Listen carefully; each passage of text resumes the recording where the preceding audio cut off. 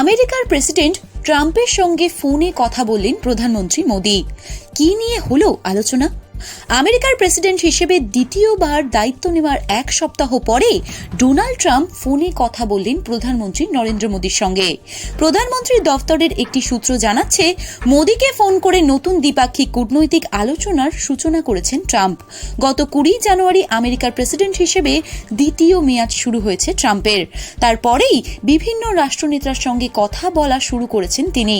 ট্রাম্পের শপথে মোদির প্রতিনিধি হিসেবে হাজির ছিলেন বিদেশমন্ত্রী এস জয়শঙ্কর। গত 7 নভেম্বর আমেরিকার প্রেসিডেন্ট নির্বাচনে ট্রাম্পের জয়ের পরেই তাকে ফোন করে অভিনন্দন জানিয়েছিলেন মোদি।